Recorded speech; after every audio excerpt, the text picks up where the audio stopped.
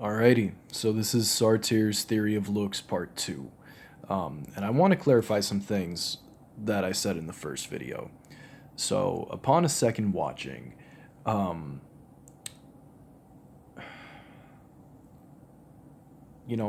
I'll do corrections on the first video after I run through the rest of this. So, this is something I'm adding as a note.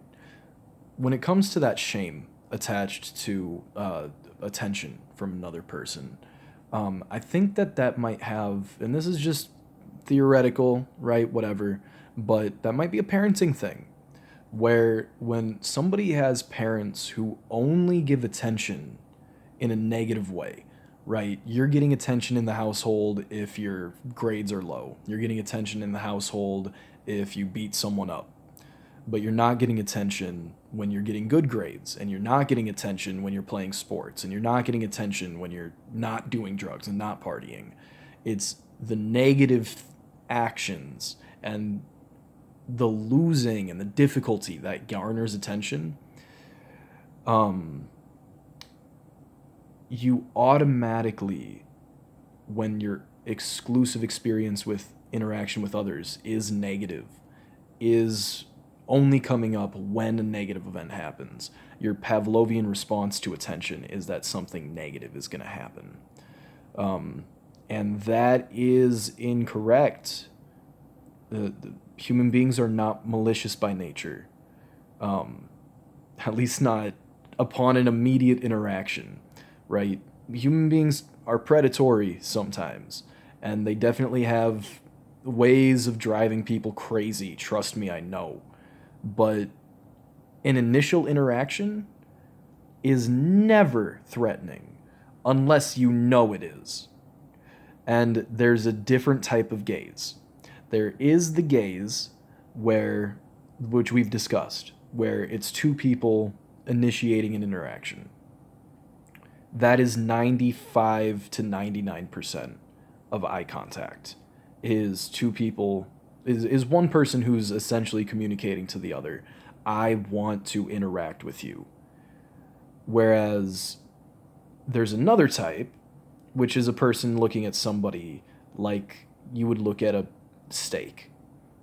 And if somebody's looking at you like they would look at a steak, that is the objectification you're talking about. Because they're not looking at you as a mind to connect to. They're not looking at you as a conscious being. They're looking at you as literally no different from that park bench. They see blue. When you see that orange in the ocean of blue, they're seeing just blue when they look at you, which is a terrifying concept, but it's also very rare. Rare. Remember that. Those people exist, but your instincts will tell you when you're interacting with one. You can feel that, because you can feel that when you make the eye contact, that disconnection of self doesn't happen. You see, there's a disconnect in the logic here.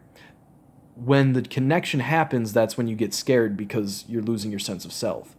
That is exactly upside down. It's when you don't lose your sense of self. It's when you don't make a connection. It's when those eyes are empty that warning signals should trigger.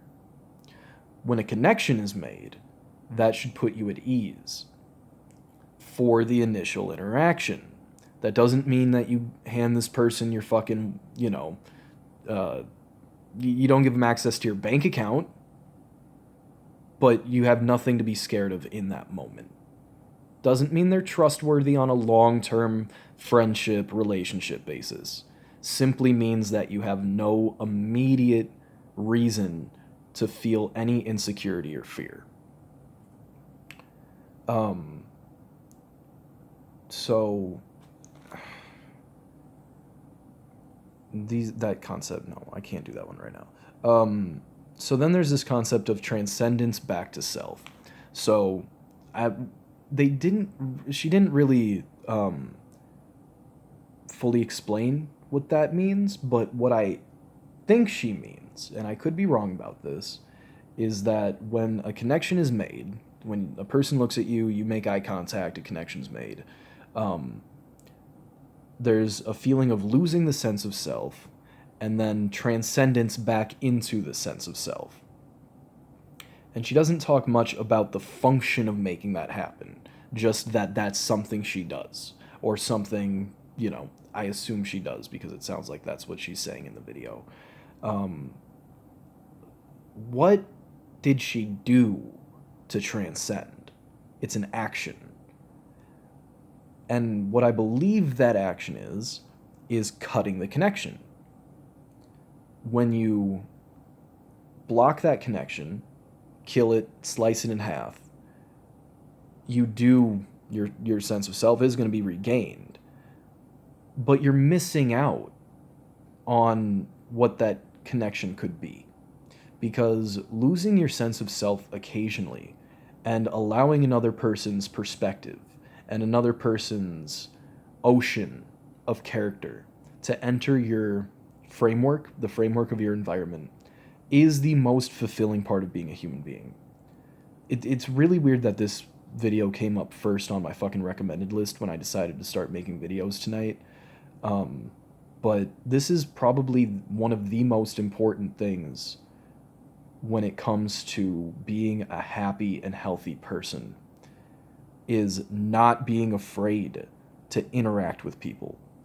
Because no matter what trouble that person might cause you, that individual might cause you, the long-term benefit of opening yourself to interaction with other people will outweigh the bad. The good you gain from that, from the real friendships you'll build, and the real connections you'll make, and the genuine,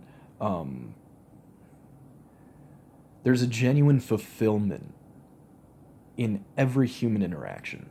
There is a level of fulfillment that every person gains from simple interaction with others. And to sever the possibility of that happening, one of the biggest problems with modern society is that people are afraid to make the connection. And this is fear of that connection on a scale I've never felt. But I've felt hesitation with making connection. Getting past this is, step one, eye contact. Next, somebody has to say hi. Then the other person has to say hi back. That's something a lot of people don't do. A lot of people don't even speak. And as soon as you speak, you just imagine it's a tentacle, right? Your eyes locked. There's a tentacle that created a connection. You speak, there's another tentacle right there.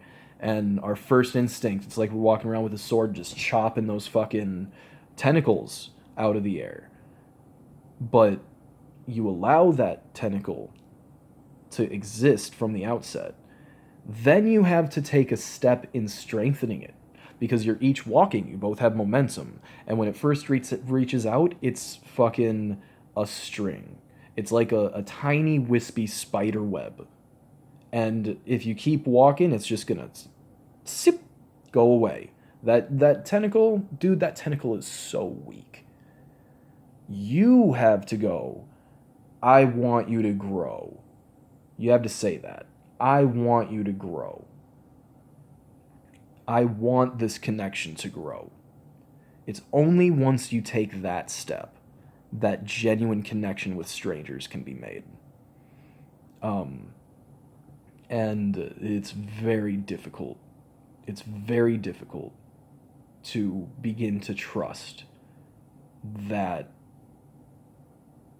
human being, that individual, based on your life experience with other human beings.